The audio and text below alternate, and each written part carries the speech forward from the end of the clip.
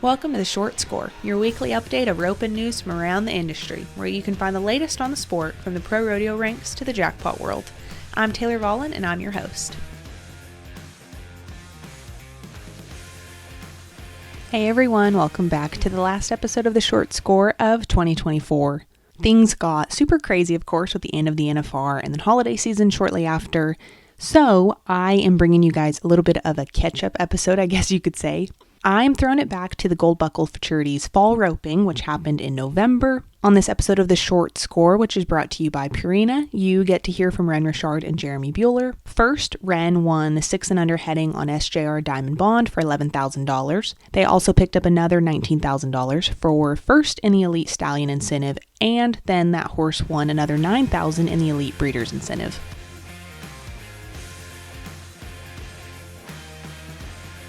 Was this your first time at a Gold Buckle Futurity, for real? Yep. Now that you're a full-time Futurity trainer, you have time for Futurities all over the country, or what finally made you come?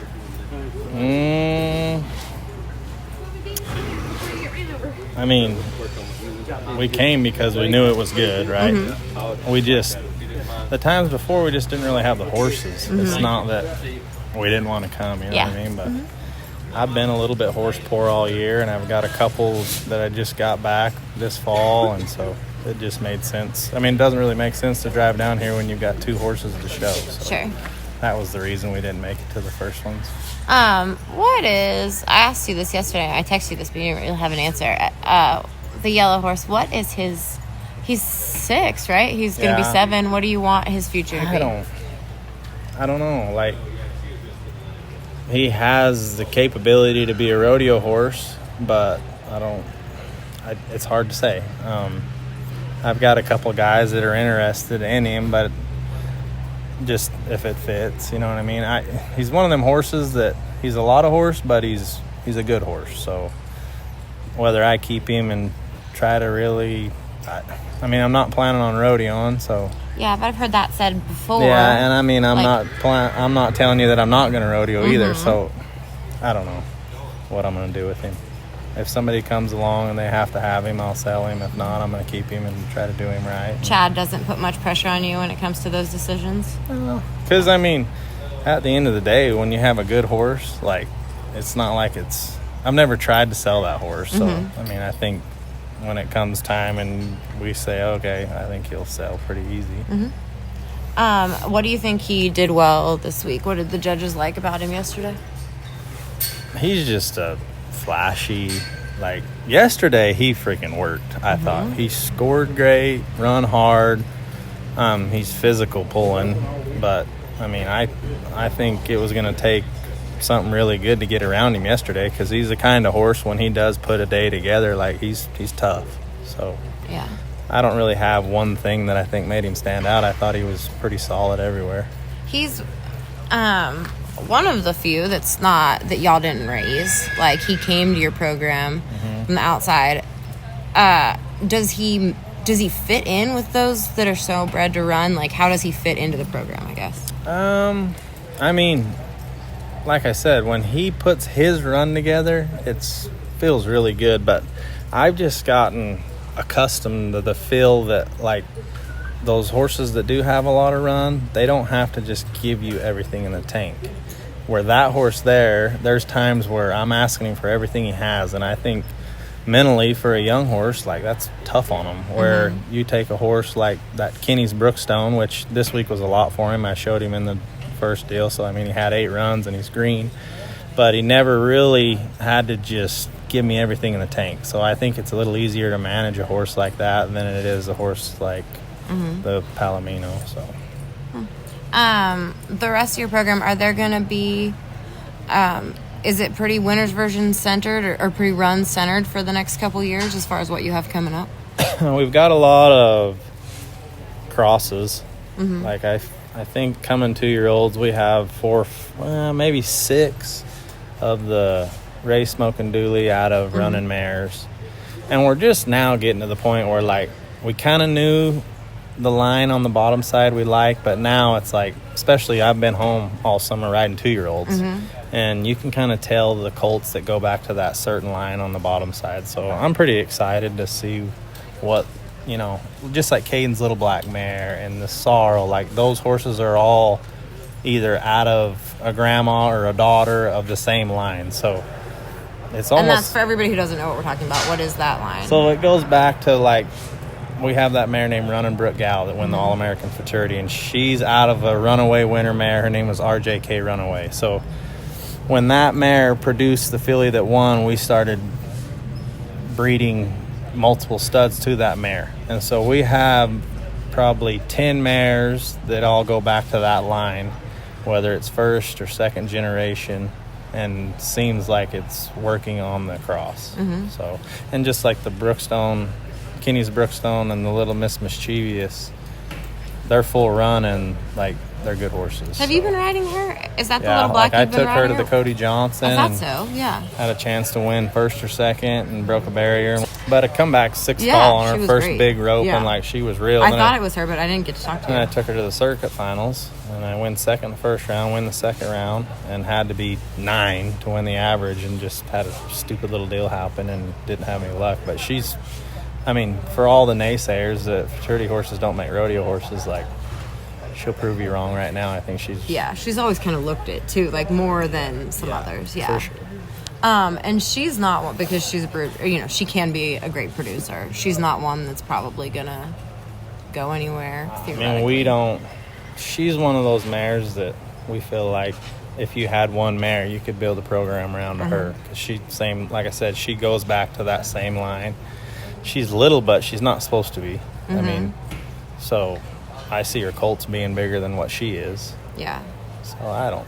Yeah. Because she's winner's version, correct? She's winner's version out of a mare called. What the hell's her mom's name? Is it Miss Mischievous or something? I forget. What's her name? Before her name, she's Mischievous. Yeah, it's Miss Mischievous is her mom. Mm-hmm. So, and she's a streak in La Jolla that goes back to that Running Brook Gals line.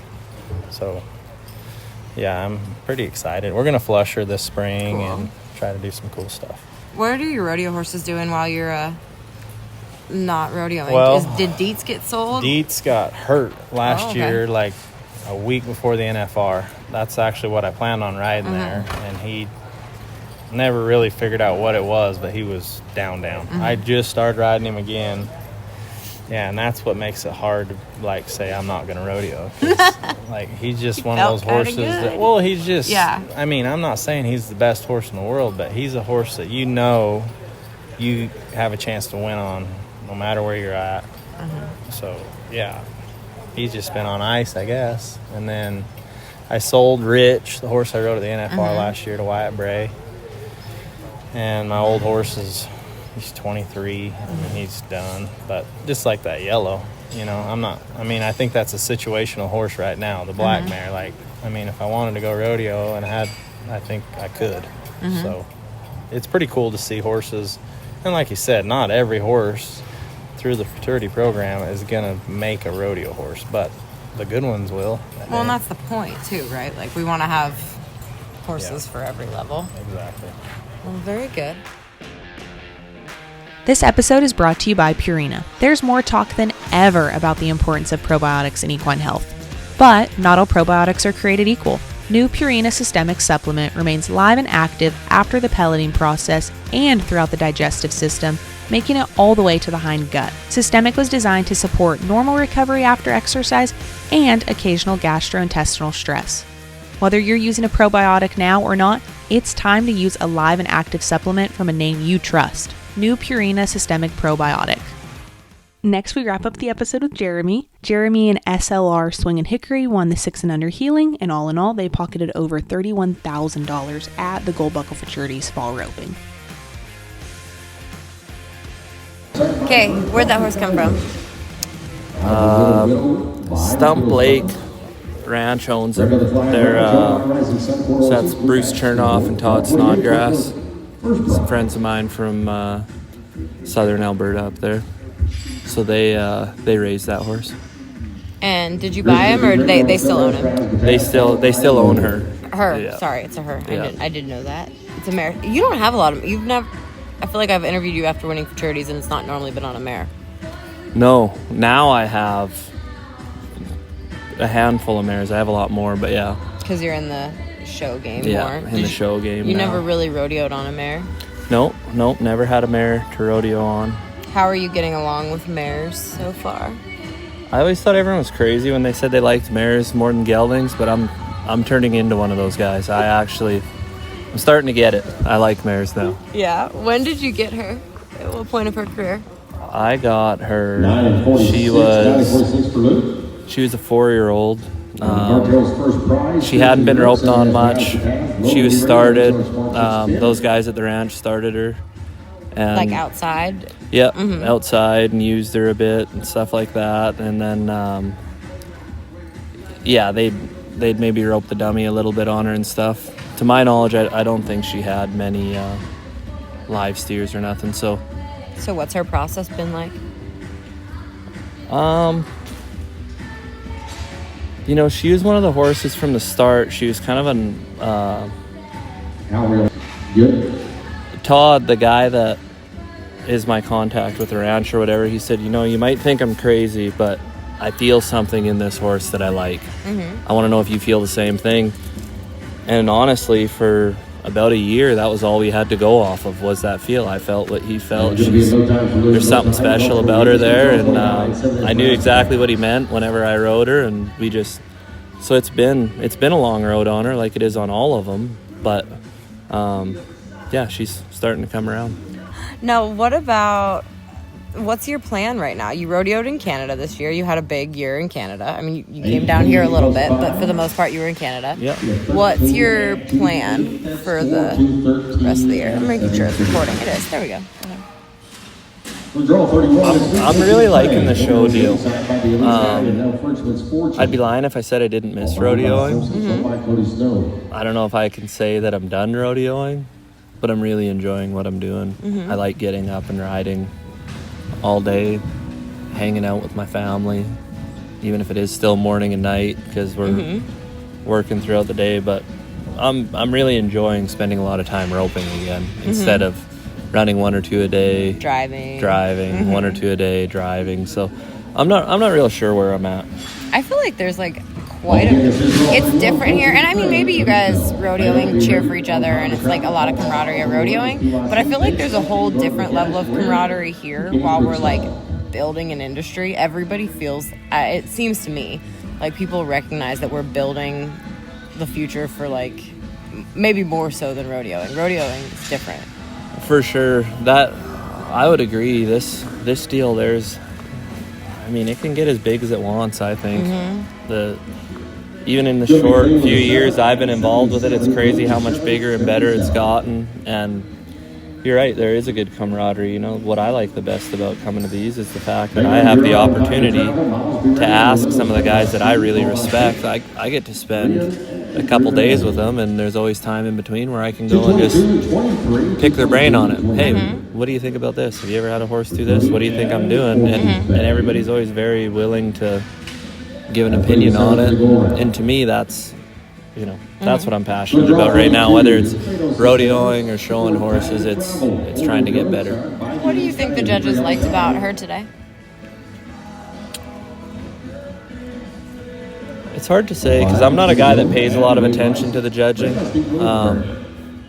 I have at times paid too much attention to the judging, and it takes away from my roping, so I've really tried to just focus on the horse more than the scores. But I hope they noticed her grit.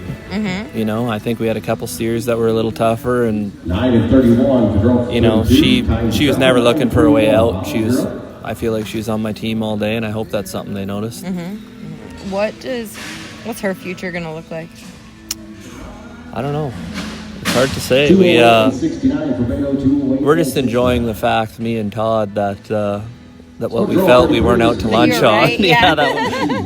We're enjoying that. I don't know. We talk a little bit about her future, but I'm not really sure what it is. But she's 5 years old, so we have all of next year to show her still. So I don't know. We've talked a little bit about breeding her, and we've been paying attention, watching some studs closely and stuff. And do you have any favorites? Can you say? Yeah. Is it a secret? No. No? Who's your favorites? Pride and Joy. Yes, that's a dumb question. Okay, that makes sense. That makes good sense, yeah. Yep. There's that one, and you know what? It's honestly kind of hard to pick right now, though. I'm partial to Pride and Joy because I got to ride them and I got to feel them, and I like that a lot. But as far as picking a stud, I mean, you sit here and watch. I mean, there's no real wrong answer. You see what Brandon, Chad, and Caden and the boys are doing with their studs. They all look really good. There's, you see the different bloodlines, and like I said, I don't know if there's really a wrong answer, but yeah, we'll see. It's still up in the air. Well, and this is one you trained, so it means a little bit more. You catch road Pride and Joy. We mentioned Pride and Joy, which was certainly an exciting win. You have won a lot at the Royal Crowns on horses that you've had a hand in. Yeah. But this one, talk about this one and what this one means. Yeah, it seems I've had some success. I've won decent on some of the horses that I have trained from scratch, but it seems like after Pride and Joy, and I was glad to be coined as a good catch rider. It was good, but I'm glad to be back winning on one that I've put the time and effort into, and it makes it a little more special, because I think there's a little more head scratching and a little more sleepless nights in the ones that you train compared to showing up and riding one that's trained and really good, where all you got to do is go rope. Yeah. This one, there's a different element to it, and so I like that. And are most of your clients Canadian? Are you riding for mostly Canadians? Two of them are. So Robin Walker, she owns the stud that I showed here a couple of years ago. He's aged out now. We're currently waiting on his next set of offspring. They're not quite old enough yet, but they're on their way.